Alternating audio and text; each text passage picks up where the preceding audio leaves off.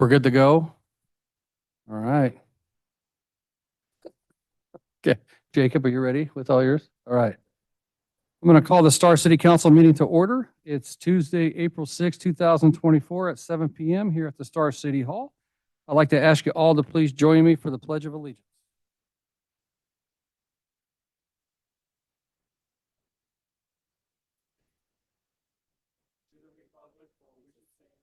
One nation, under God, indivisible, with liberty and justice for all. Awesome, thank you. And tonight's invocation is by Pastor Nathan Held with the Calvary Chapel Star. Go ahead, sir. Yes, thank you.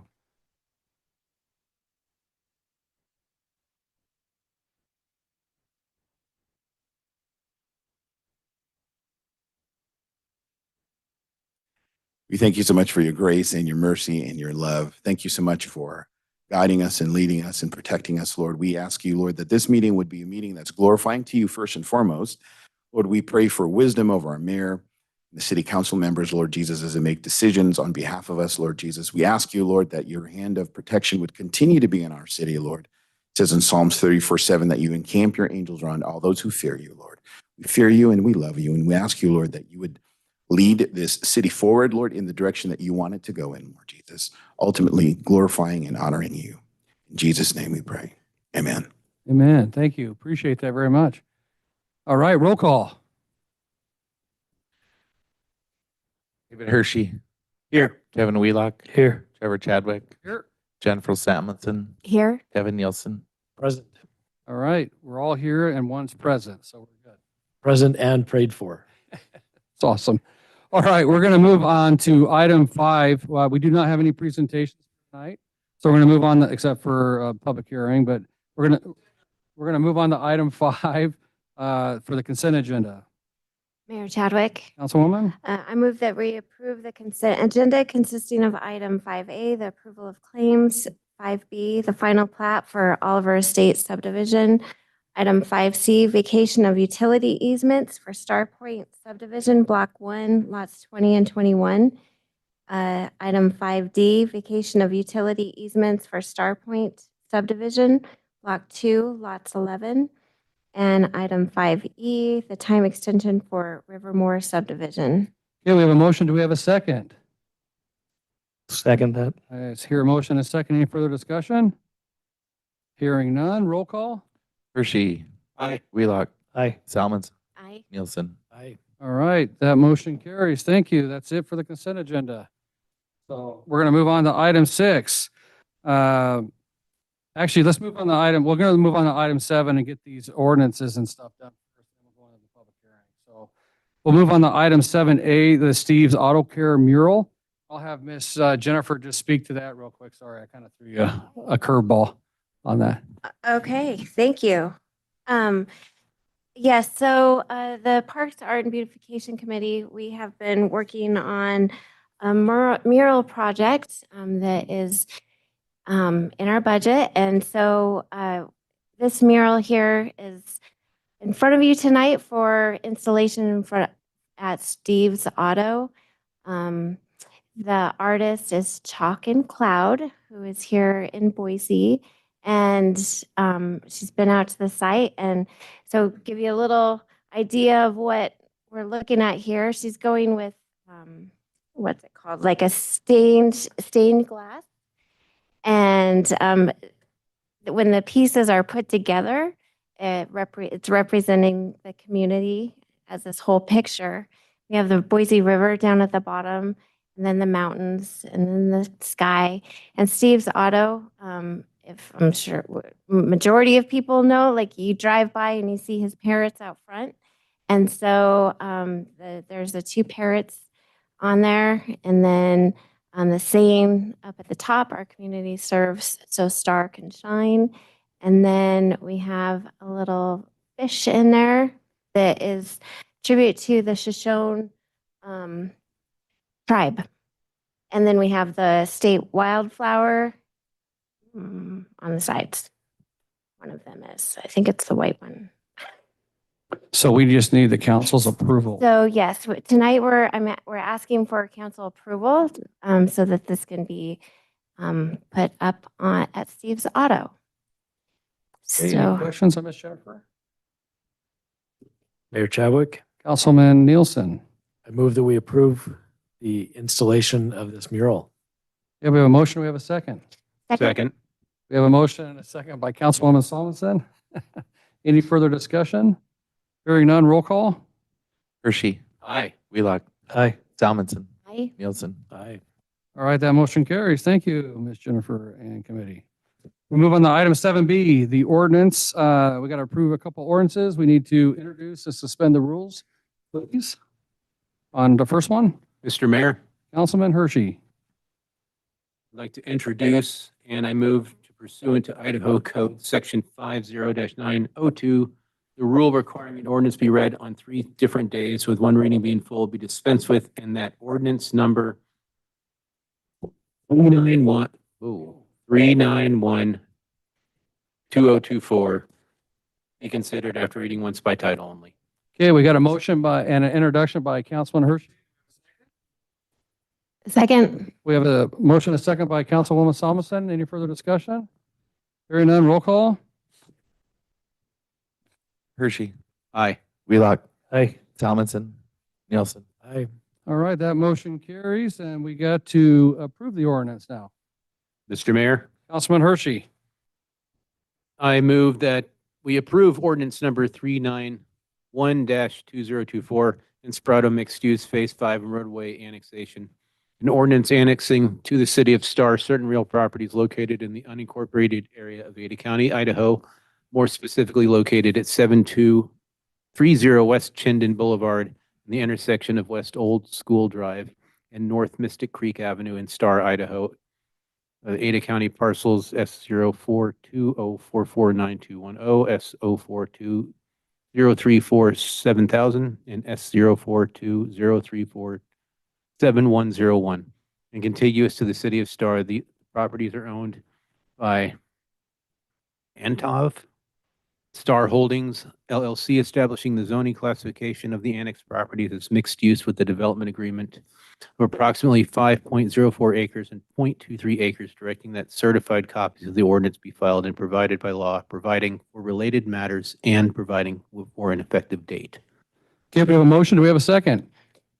second, We have a motion and a second by Councilwoman Solomon. Any further discussion? Hearing none, roll call. Hershey. Aye. Wheelock. Aye. Salmonson. aye. Nielsen. Yeah, that motion carries. Thank you. On item 7C, the ordinance for the Earlbach annexation. We need to introduce and suspend the rules, please. Mayor Chadwick, Councilman Nielsen. I move to introduce ordinance number 409-2024, Earlbach annexation, and that pursuant to Idaho Code Section 50-902, the rule requiring an ordinance to be read on 3 different days with one reading to be in full be dispensed with, and that ordinance number 409-2024 be considered after reading once by title only. Okay, we have a motion. Do we have a second? Second that. We have a motion, a second by Councilman Hershey. Any further discussion? Hearing none, roll call. Hershey. Aye. Wheelock. Aye. Salmonson. Aye. Nielsen. Aye. All right, that motion's carried. Now we need to approve the ordinance.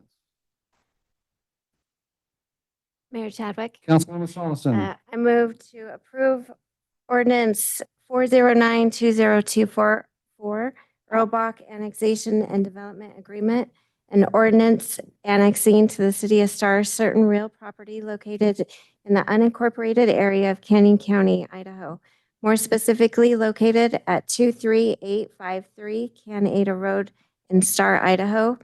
Canyon County parcels R33774014 and R33774011, and contiguous to the city of Star. The property is owned by Earlbach Properties LP, establishing the zoning classification of the annexed property as residential with a development agreement R-1-DA of approximately 32.64 acres, directing that certified copies of this ordinance be filed as provided by law, providing for related matters and providing for an effective date. Okay, we have a motion. Do we have a second? Second, We have a motion, a second by Councilman Wheelock. Any further discussion? one question. Okay.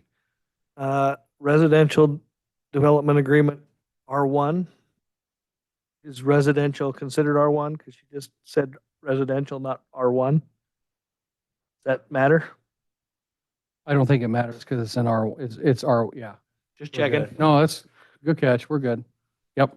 Thank you. We got a motion, a second. Any further discussion? Hearing none, roll call. Hershey. Aye. Wheelock. Aye. Salmonson. I Nielsen. Aye. Okay, that motion carries. Thank you.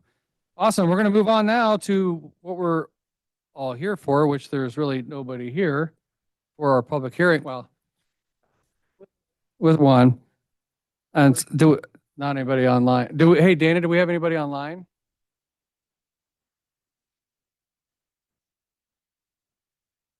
Who? Just Sean? Okay. All right, I'm going to go up here to the podium. I'm going to do the presentation on the budget. So give me just a second to get set up there, okay?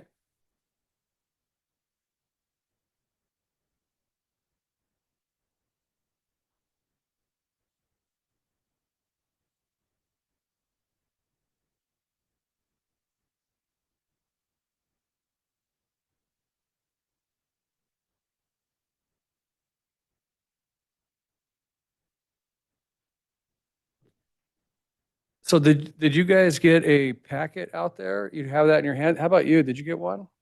You could grab one out there on the budget and stuff for us here in Star. So this is every year we do our budget hearing at the first Tuesday in August.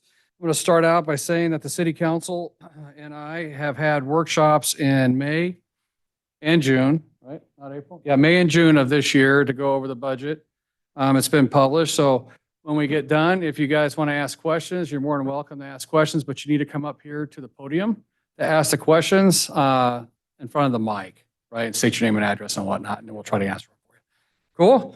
And I'm going to be honest, this is the lightest year we've had in a lot of years of people showing up. So it's kind of interesting for us. And so we're going to kind of do a high level look at it. And if you have questions, just let me know. So this is for the next fiscal year. We have a couple items we look at. We look at reliable income versus mandatory expenses. A reliable income is property taxes, revenue sharing, liquor revenue, and franchise fees that we receive from the various like Idaho Power, Intermountain Gas, and trash services. And we have mandatory expenses we have as a city, which are police, animal control, legal, city staff, salaries, and liability insurance. Our pass-through income versus pass-through expenses. We have some of these items as well. So impact fees and proportionate share agreements are strictly pass-through items. So Star Park impact fees can only be used on impact development of our park system. Ada County Highway District impact fees get sent to ACHD so they can utilize it on roadway improvements. Star Fire District impact fee goes to the Star Fire District for new buildings. In fact, we're getting ready to build one utilizing those fees on Floating Feather, I believe here in September. And then we have on the Canyon County side, the Highway District 4 impact fee for road improvements on the Canyon County side. And an agreement we set up here in the city of Star in April of 2020 with ITD. No one else has done this in the state. It's called a proportionate share, which there's an average of $1,000 per house that's built that goes into this fund to help highway improvements here in the city of Star. And that's what funded the highway improvement in front of Albertsons here a year ago, just so everybody's aware. In our savings account, or in all of our total accounts, we have about $17 million as a city in our savings. And so we're sitting pretty healthy right there. In revenue, when we're talking about revenue for the city of Star, property taxes is always on the top of everybody's mind. And so the Star is going to be levying a property tax of $2,014,430. That's $2 million is all we levy on a $3.5 billion value. We levy very little property taxes in the city of Star compared to other taxing districts, and it comes out to about $104 per person. And you get to Boise, it's like $600 per person. So it's quite a significant difference. We do have money, what's called foregone, in a foregone balance with the state, which is property taxes that we never, money that we left on the table in years past that we've never collected before. The state has limited the ability to collect that to 1% per year, which is very little. But they also limit us to increasing our property taxes with the growth by a maximum of 8%. And we're taking all 8% with the growth, the construction growth that we've had. And here's an example on this page. It's hard to see. It's better to look at it online. Couple residences in Star so you can see the different taxing districts. So Star has anywhere from 10 to 11 taxing districts, depending on the part of the state highway you live north of it, of Highway 44 or south. Those that are north have 10, those that are south have 11. And the only difference is the flood control district. So City of Star is just one of those 10 taxing districts here in the city. And then here's a business property tax example, kind of showing you the valuation changes. And we kind of show this to show you that the valuation trends have always favored commercial in years past. And just recently, you're starting to see the commercial catching up and the residential either going back or going up slower on there. We also get money from the state in the form of revenue sharing from sales tax dollars. And so they take, the state takes 11% of the total sales tax dollars and shares it between the cities and counties based on populations. So the city of Star is slated to receive $1.3 million is what they're projecting. This is not a final number. It's always based on the sales tax collections over the course of the year. So if the sales tax is down, which they're projecting it to be down about 5% this year, we're going to get less money in that revenue sharing pool. If it's more money, then we get more money in that revenue sharing pool. But right now, the state's projecting us to be down about 5% on that. We also get liquor revenue. So all the liquor that's sold in the state of Idaho, we get funding from. This formula got adjusted a few years ago where the state took some of the liquor revenue formula that helped pay for the public defender's office, I believe, through the counties and pulled it away from a county expense and came out of there.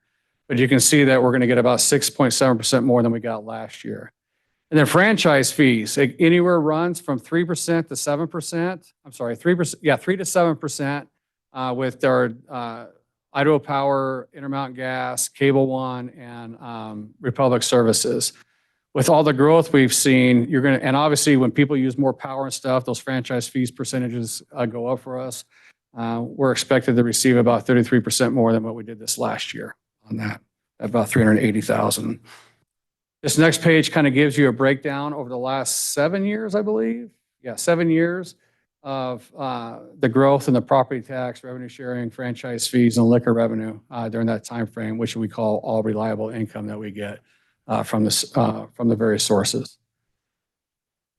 And then we also have revenue in this form of impact fees. And like we talked about before, those are pass-through expenses. So ACHD, we're expecting to receive about $1.8 million. And we base that off of, we're basing our totals off of 600 total permits, residential permits for the year.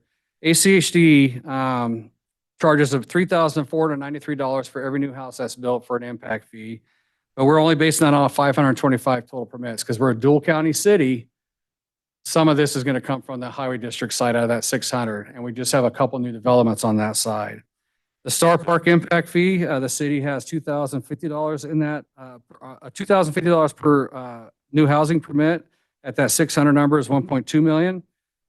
Star Fire impact fee, same, 600 permits at $2,152. And you'll see that the Star Fire impact fee has increased significantly from last year, only because they increased their impact fee amount from $809 last year to $2,152 this year. And then the Highway District 4, which is the county site impact fee, $75 at $5,050 per permit, comes out to $378. You got to understand that impact fees cannot be used on personnel at all. It's only on buildings and equipment. So this doesn't solve the personnel issues and challenges like the Star Fire is having or that we have with police. On the ITD approved proportionate shares, this is what we talked about that we started doing in April of 2020. These are all the subdivisions, how much is committed and how much has been paid. And they have to pay these at the time of final plat before they can build their first house on that phase.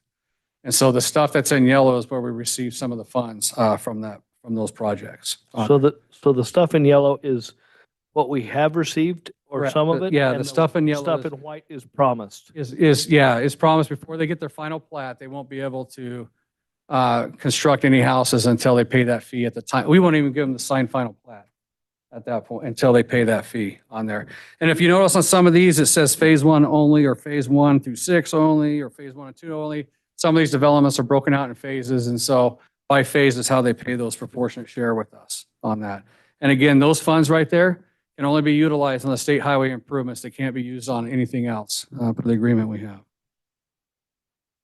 Revenue continued on the building and land use fees. So we have building fees and building plan review fees. So every new house, every commercial facility has a fee associated with it for us doing our reviews and inspections and whatnot.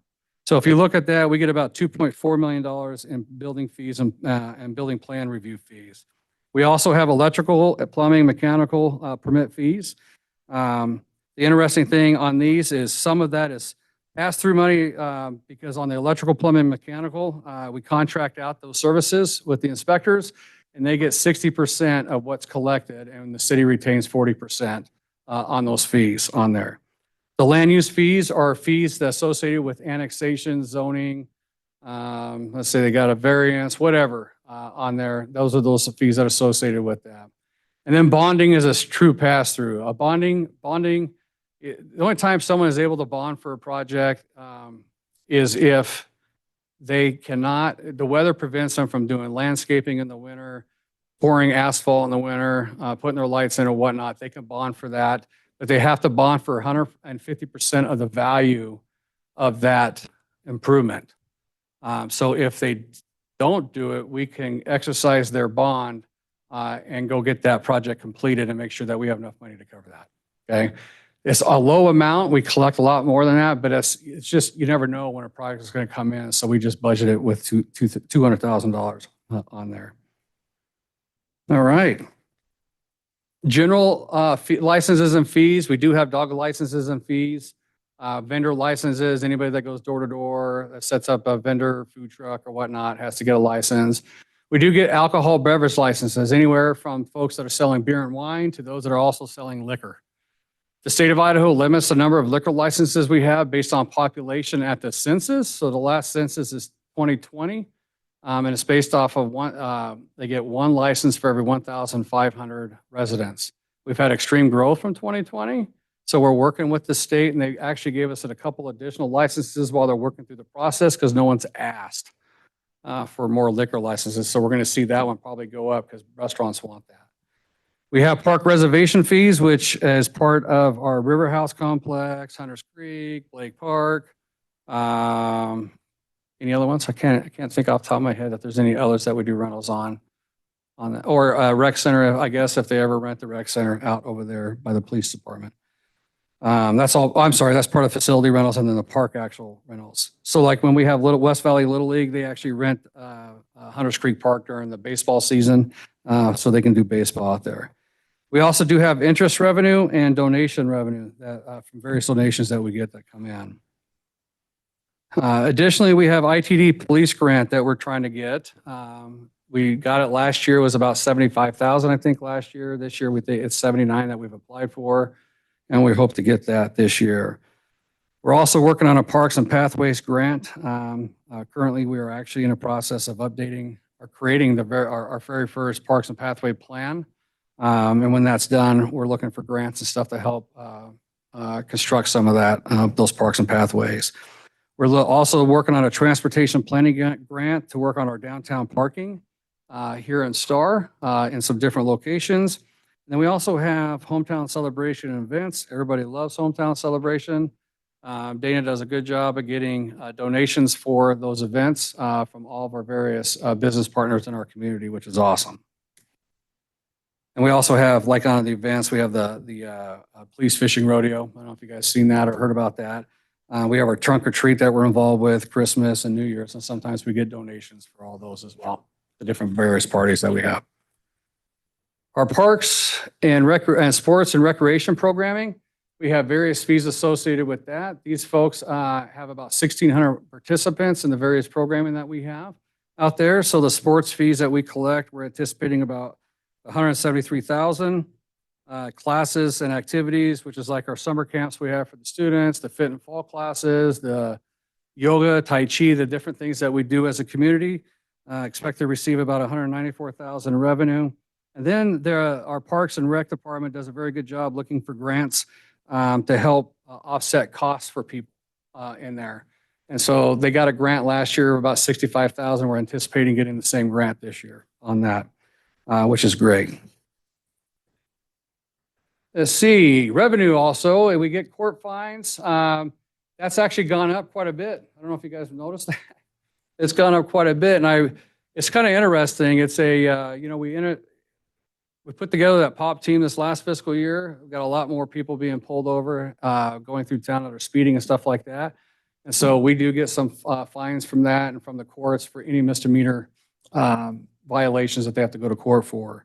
Our scholarships, so we do receive funding, some revenue from the Mayor Scholarship Funds, and that goes into there. Miscellaneous revenue, where it doesn't fit, goes there in the miscellaneous. We're trying to clean that up, but we don't have that figured out yet. Then we get to this police and fire mitigation. This is something that we have worked on 2 years ago. We put in place police and fire mitigation fees with the Building Contractors Association because we told them we have a serious problem. We're not able to fund 100% of our necessary personnel for police and fire. We need your help in order for us to continue to grow. The state limited us with House Bill 389 several years ago on fully collecting the new construction rolls to help us with police and fire. 100% of our property tax money that we collect goes into our police contract because that's the one thing that when the economy goes down, that's the one thing we can't go down is our policing, right? That's when crime gets bad.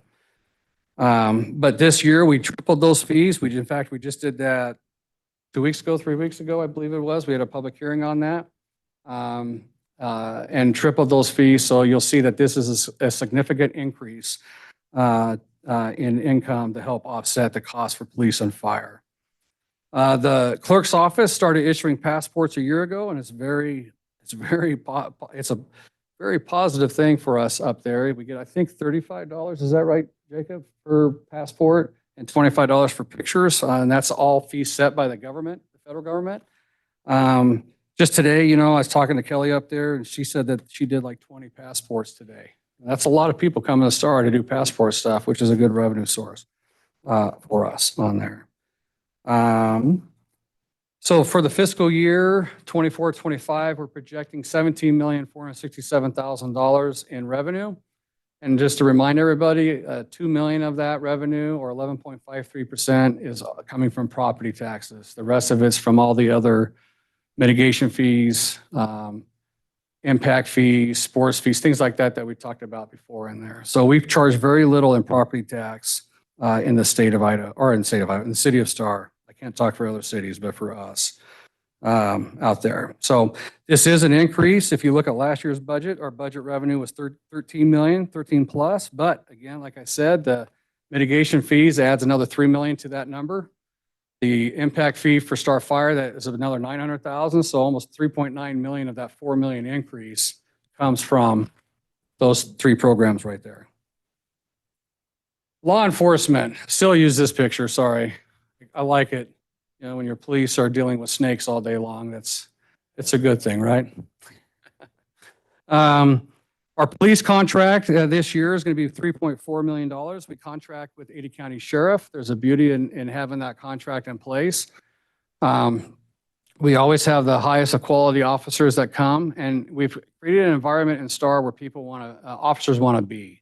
And so when we have openings, we always get the top-notch guys that are always applying out here, which even makes it better for us as a community. So for this coming fiscal year, we currently have 18 commissioned officers on staff, which includes our chief back there. But this coming fiscal year, we're going to add an administrative sergeant and a K-9 and deputy. Our POP team has become so successful in pulling drugs and stuff off of the highway corridors that Star has become known as a place not to bring your drugs through, which is fantastic. And we want to enhance that with our K-9 deputy that's going to be working closely with that POP team out there on that, because there's certain Supreme Court decisions that says that you can't hold people up while you're waiting for a K-9 to come in from a different part of the county. So if we have them on staff, then we're set. And then we added something here in June that became a challenge for us, is with our opening of Freedom Park over there. It has become a very popular destination for people to go swimming and stuff like that. And we really haven't even opened it yet, but it's become a popular destination. So we have a school resource officer who is at Star Middle School. That he's a commissioned deputy with Ada County Sheriff. That typically during the summer months goes and works in another part of the county and then comes back. This next summer, we're going to bring him on for I think 3 or 4 months at that time and be stationed down at the River House barn. And he'll be focusing on all these kids because he knows a lot of these kids, working with them through the school, which I think is going to be a fantastic thing for us. So we can alleviate some of the challenges and issues down there. With that, currently I think we're about 18. It comes out to about 0.88 officers per 1,000. We have a goal of being at 1 officer per 1,000. We have a goal of 18 or less crimes per 1,000 people. Right now, we're sitting right around 2,000 calls per officer on average per year. We want to get that number down if we can. The more that the officers are on the streets, the better we are. And we have the lowest crime rate in the valley. So what we're doing is working, right? And mitigation fees, like I said, that 3.4 million, those mitigation fees are paying the offset of that, along with that grant that we're going for and our property taxes, okay? This last year, we started doing our animal control with Idaho Humane Society, and our police officers loved us to death for that because they were the ones that were dealing with the dogs and the cats and all that kind of stuff before. But it's an important contract that we have, and they come out here and handle any of our animal calls, and our police officers are there to back them up if necessary on that. I keep looking at you two because you're the only two here. So don't think I'm just picking on you. Well, he's here too, but I see him all the time. Some of the other expenses that we have, we have a mayor and city council, and this here includes FICA, Medicare, workman's comp, public retirement, health insurance, and whatnot are included in the cost. The mayor and city council, by state statute, our salaries cannot be increased. The benefits can, but the salaries cannot be increased except for election years. And that's let me back that up, during city council election years, right? So every 2 years, like next year is a city council, that's when mayor and city council salaries could increase. So there's no increase there. The clerk and treasurer's office, that's the salary for them. That's for our city clerk up there, it's for a treasurer and for some deputies that they have. Our planning and zoning and building department. That seems like a high number, but this last year, if we went back on that revenue side and saw how much, so was it 2.46 million or something like that, in money collected on plan review fees and stuff like that. We used to give 60% of that back to a contract, and we brought that contract in because of the high volume.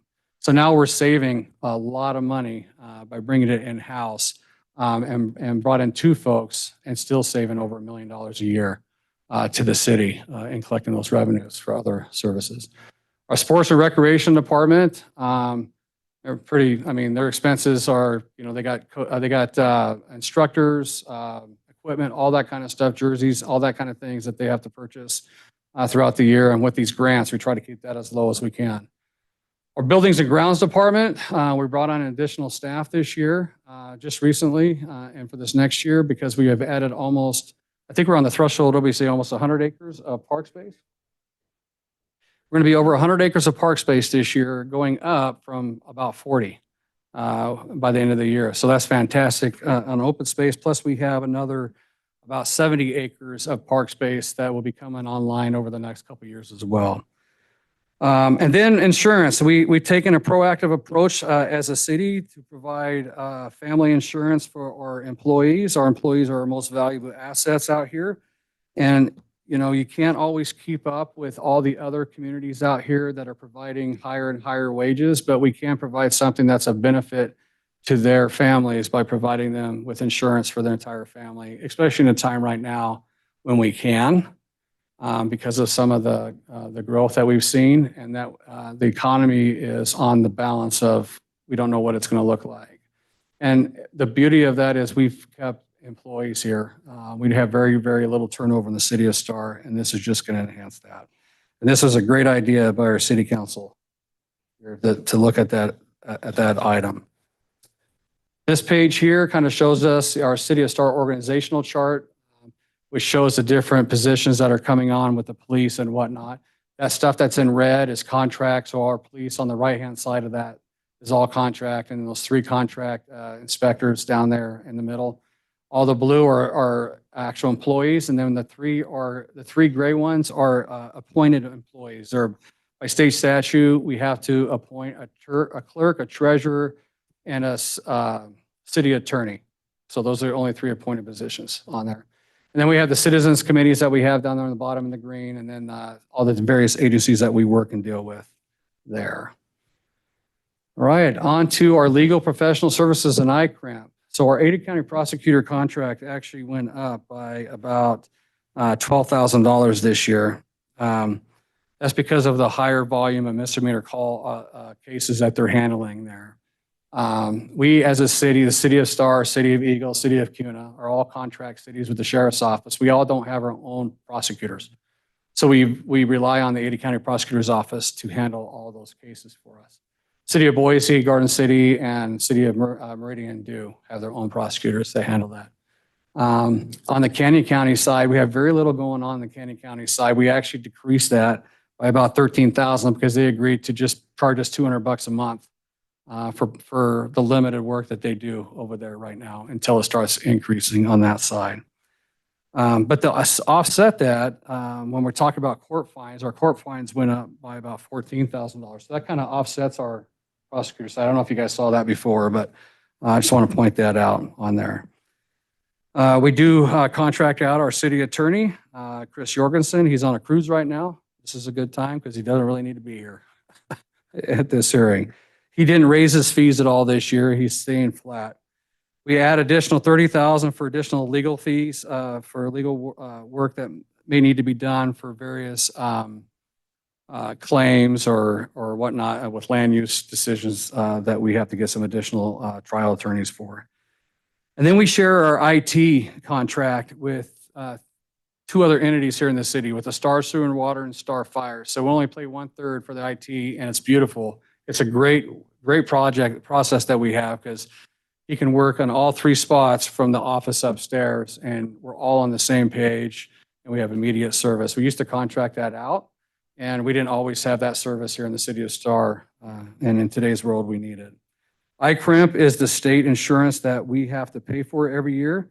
This actually had a 90% increase this year for us. It used to be about $17,000.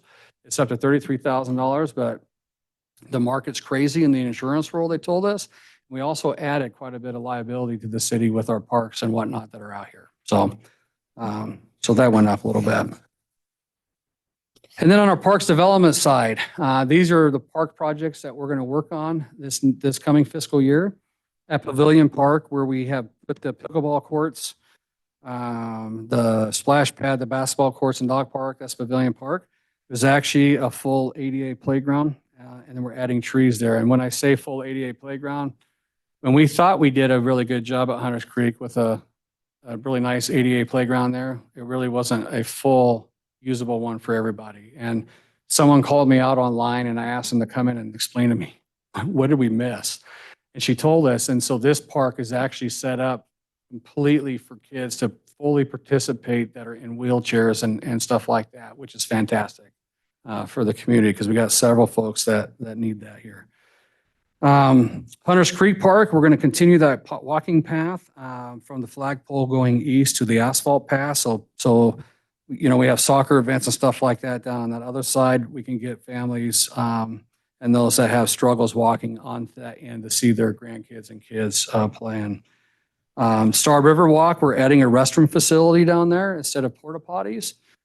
This restroom facility is currently with the project we have going on with the added parking lot down there. Part of the alternate was to run the services over to this location. So we just have to purchase this and move on or put this in place. Then we have a park, we have open space up by, that the Star Cemetery owns off of Floating Feather, right next to the LDS Church, right to the west. And we're going to create that. The cemetery owns it. They're not going to use it for quite a few years. We have to have a serious mass casualty event in order for them to ever use that right now. And I don't think we're going to have that. So they're going to allow us to go ahead and grass that in and open up some more space for us to utilize for our sports programs. You we're kind of shooting ideas for names. Cowboy Park is, Star Middle School is the Cowboys. But then we also have Boot Hill Park because, some folks, it's a cemetery, so Boot Hill. Right? That was Councilman Wheelock's idea. But we're going to put some grass irrigation and some fencing in up there on that.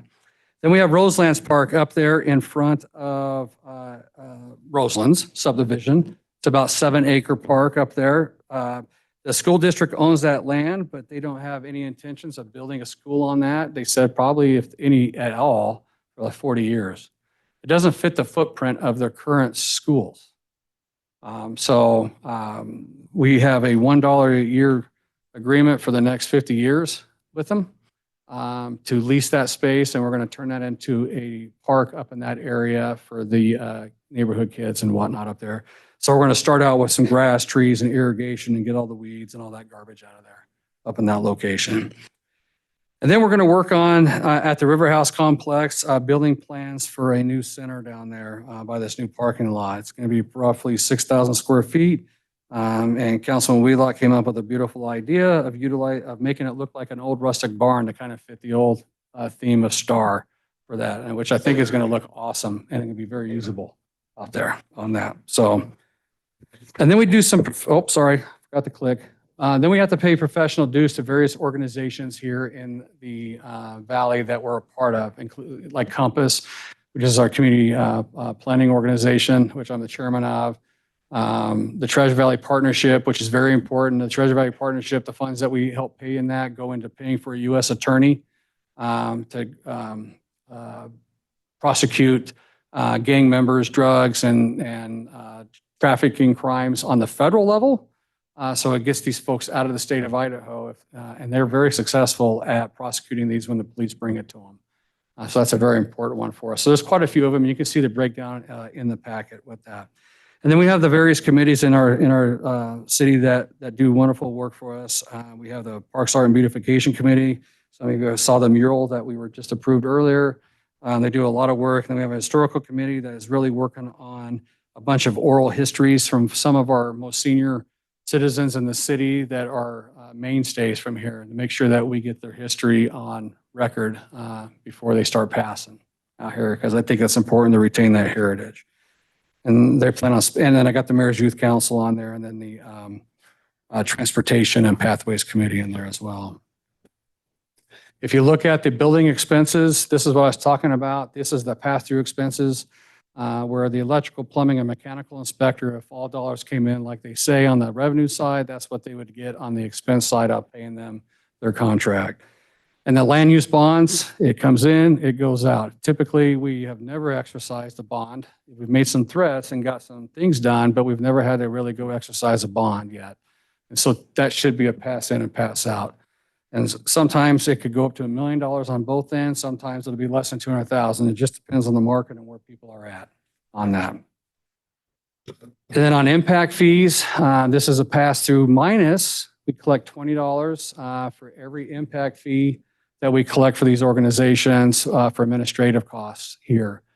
We finally, we have not had one ever with ACHD before, and we were able to get that completed this year because we collect a ton for ACHD here in our community on that.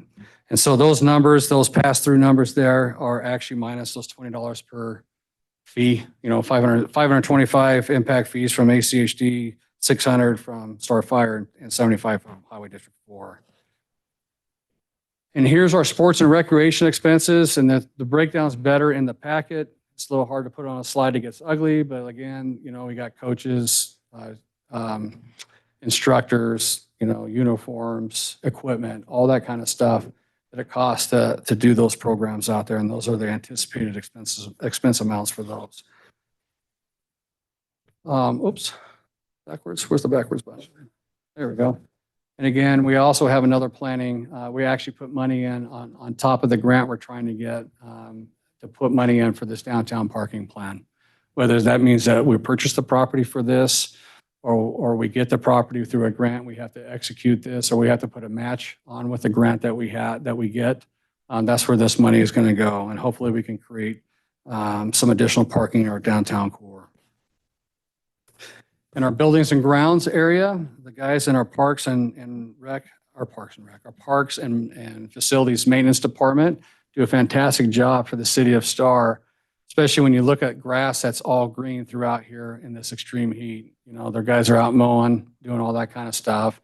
You know, we have various things that we have to, sometimes you have to replace light ballasts, you know, different things like that in the city to take care of that. So we got buildings, grounds, equipment, tools, repair, uniforms for them, and some additional landscaping items. And they're very good at going out and looking for deals. We got a smoking deal on about 300 yards of rock, of the landscape rock this year. And Star Sewer and Water, I think it's all, we asked them and it's all piled up at the facility over there until we can get it all spread out. But they're always good at looking for those deals to save a ton of money for the city while making us look really good out here.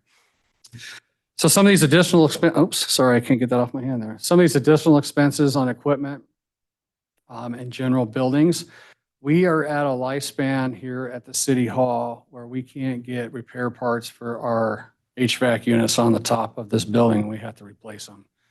So we're planning on replacing those here this fall on there. It's probably scary looking at them upstairs and how they piecemeal some of that stuff together over the last year or two, trying to maintain those. And we also are due for upgrade and paint on the outside of our facility and some stucco work out there. The beauty is one of the gentlemen we just hired is actually he's a mason and stucco guy by trade. And so we actually have one on staff that can help us save a little bit of money there, which is beautiful for that. On some of the equipment stuff that we're gonna pick up here, let me turn to my page in here just so everybody can be clear about that. What's that? Oh, sorry. It's on the last page, I believe. Yeah. The last page, page 33 in the packet.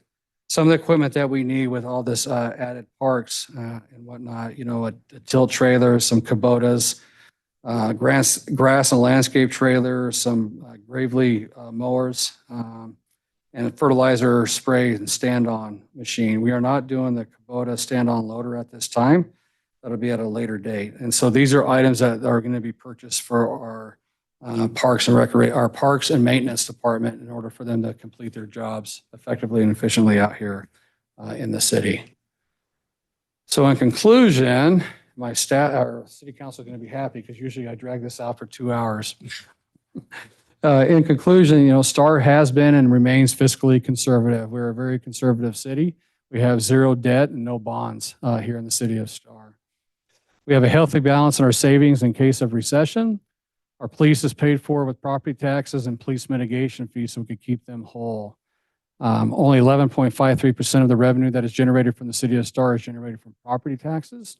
You may hear fights with legislature and other cities because they're a lot higher than that. City of Star is not in that position on there. The parks construction is paid for entirely with impact fees and not any taxes because all of our tax money goes straight into our police. And police and fire mitigation fees that we are collecting are helping with our public safety. And our goal here in Star is always to have growth to try to pay for itself in growth. With that said, do you guys have any questions or comments or anything that you want to ask on the budget? You don't have to. There's no pressure. This is not like school where you get called on and have to come up, right? Oh, well, welcome to Star. Do you need a suggestion on a location? Okay, cool. Very cool. Awesome. So with that said, I'm going to go back up here and sit, Dana. Okay. So give me just a second. I'll be up there. Do you have any questions? No? Okay. Very good.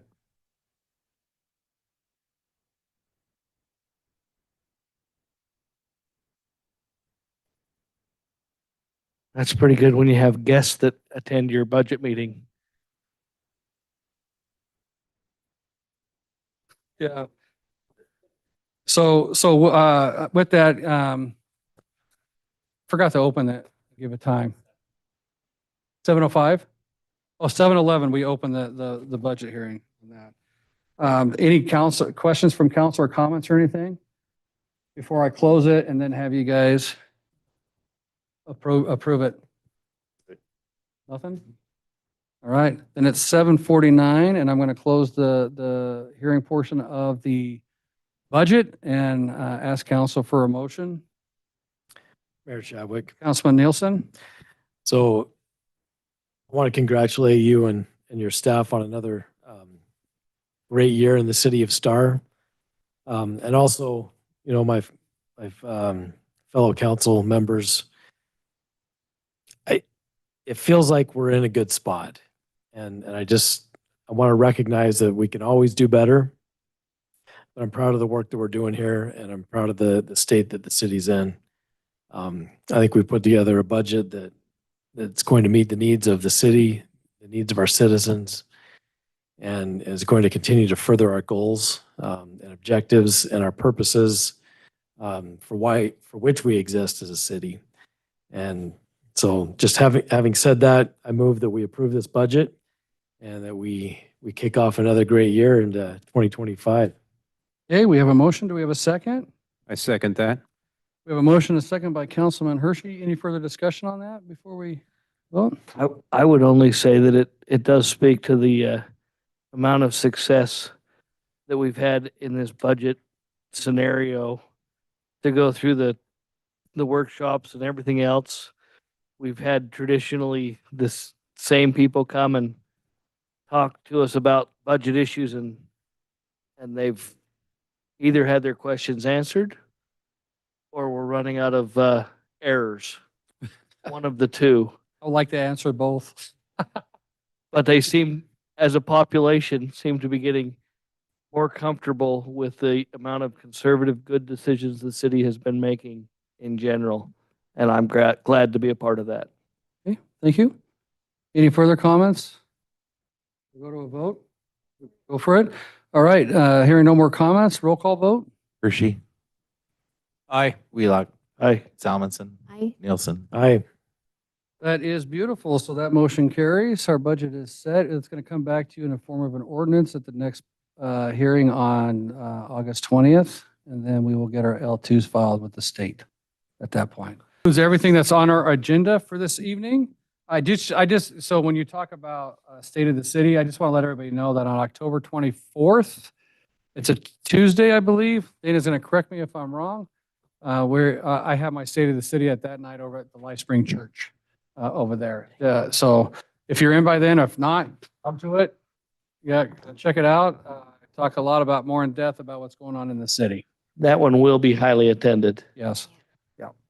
And it's in the evening time, so we can get people there. All right. It is 7:52 and our regular city council meeting is adjourned. Thank you. A 52-minute